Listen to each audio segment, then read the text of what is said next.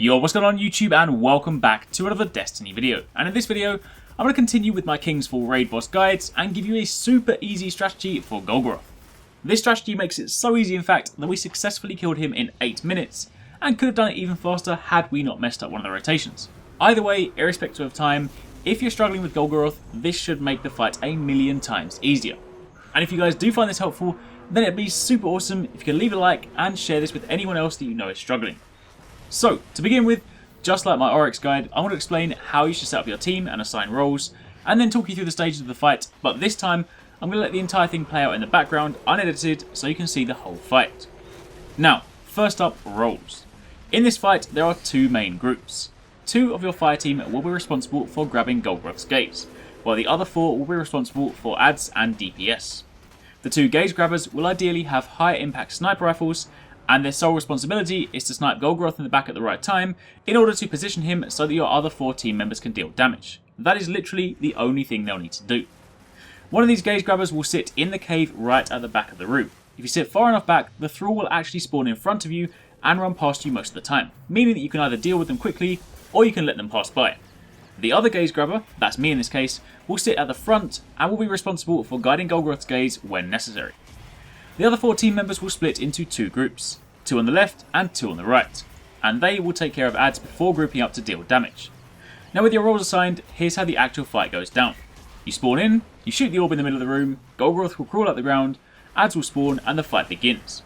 The very first thing you want to do is have your 4 DPS guys focus on taking out the ADS, because once they're all down, you'll have some time before they spawn again, and this is when you do damage. Meanwhile, your 2 gaze grabbers should be in position. While fighting the ADS, 6 bubbles will spawn on the ceiling. Shooting one of these will drop a pool on the floor, and standing in this pool will allow you to deal more damage to Golgoroth's exposed chest. When the 4 DPS guys are about to finish with the ADS, the gaze grabber in the cave should snipe Golgoroth in the back. Upon doing this, the screen will say Golgoroth shifts his gaze, and they'll have a 20-second timer. This is where the other gaze grabber comes in. See, if you fail to grab the gaze from Golgoroth and keep the rotation going before the timer runs out, he'll then close up his back, the bubbles on the ceiling will disappear, and you'll need to deal with another wave of ADS before you can deal damage again. However, once the gaze grabber in the cave has Golgoroth's attention, the 4 DPS guys should shoot one of the bubbles in the ceiling. Typically, we went for front right, front left, and then second right. But either way, once the bubble's destroyed, the gaze grabber in the front, that's me, should then snipe Golgoroth in the back, which then makes him turn around. It's now your job to move so that Golgoroth faces you, and also lines up with the puddle so that your 4 team members can sit right in it and shoot him in the stomach. The important thing to note is that while you're doing this, you need to count down your timer so that your fire team know. Once you get to about 3 or 4 seconds, the gaze grabber in the cave needs to snipe Golgoroth's back to keep his attention. Meanwhile, the 4 DPS guys can then shoot the next bubble in the ceiling. Once the bubble is destroyed, gaze grabber number 1 will once again regain the boss's attention and then move over to line up with the next bubble, and you then begin your timer again. The one thing you do need to watch out for while holding his gaze are the purple orbs. These fly at you in 3s, and while they only take 1 bullet to destroy, they also hurt a hell of a lot if you don't shoot them, so make sure you do take them down while also keeping an eye on your timer. Once again, when the timer is almost over, the cave gaze grabber then needs to grab his attention once again, and the team moves on to the 3rd bubble.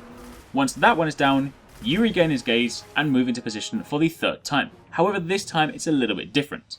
This time his back won't open up, which means the gaze grabber in the cave won't be able to regain his attention. The reason for that is because the 3rd rotation is the end of your damage phase. Now you simply need to count down to tell your fire team when to get out, because the second you lose his gaze, he'll start blasting out his void laser beam, and you then don't want your fire team stuck in front of him when that happens. At this point, your DPS team will then split and return to their positions, either left or right, and deal with the next wave of ADS. And then once that's done, you repeat the process. Do this well enough and you'll already have some serious damage on it.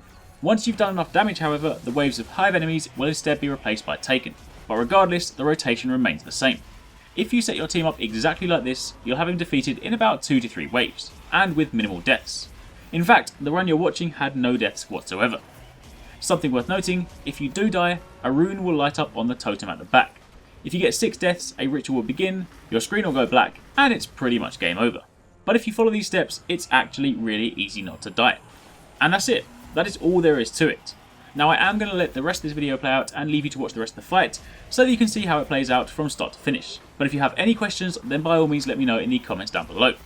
Thanks again for watching, take it easy, catch you next time, peace out.